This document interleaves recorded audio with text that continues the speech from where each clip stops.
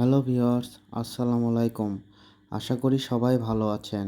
এটা আমার প্রথম ভিডিও, তাই আপনারা ক্ষমার দৃষ্টিতে আমাকে দেখবেন।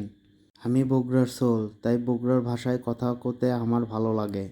বড় সোলের জন্মদিন আসলো, কিছু দেওয়া হয়নি, তাই জামা কিনে দিবে লিয়ে যাওছি। আমার আরও ভিডিও দেখতে চাইলে আপনারা আমার চ্যানেল এখনই সাবস্ক্রাইব করেন আর বেল আইকনে ক্লিক করতে কখনো ভুলবেন না।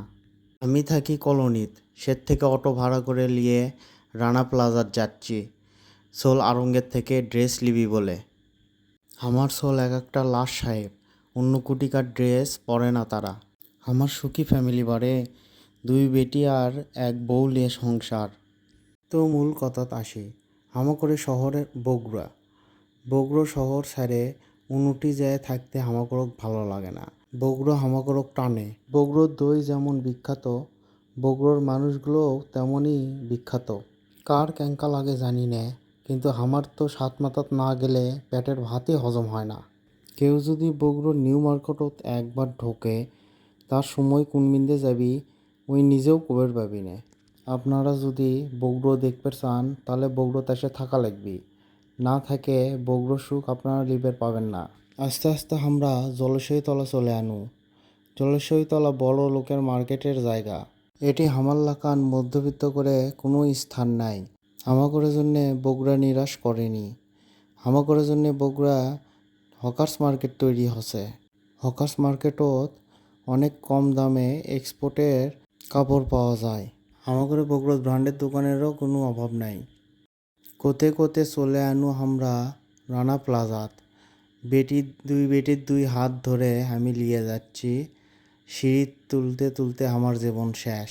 ছোট বেটি আমার চলন্ত সিঁড়িতে উঠতে খুবই ভালোবাসে, যেটি অনেক বড় বড় মানুষ উঠতেও ভয় করে। আমার বেটি দেখেন কিভাবে উঠল, তার মনত কোনো ভয় ডর কিছুই নাই। আর বড় বেটি তো মাশাল্লাহ, খাওয়া দাওয়া কিছুই লাগে না যদি ঘোরা হয়। আমরা চলে আনু আরঙ্গের গেটের সামনে। বেটি আমার নামবি নে চলন্ত সিঁড়ির থেকে। কোনো মতে নামে হাত ধরে টানে নিয়ে গেল আরঙ্গের গেটের সামনে।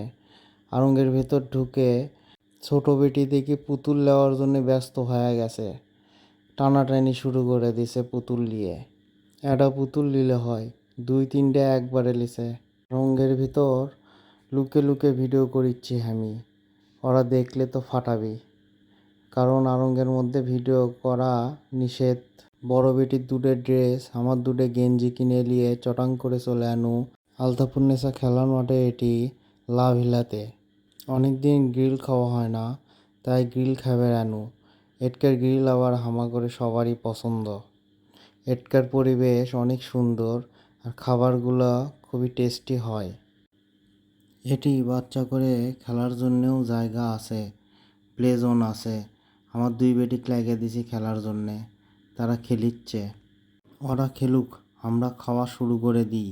খিদা লাগছে হামাগরে। চিকেন তান্দুরি আর বাটার নান লিনু। বাটার নানটা একরে অনেক বড় হয়।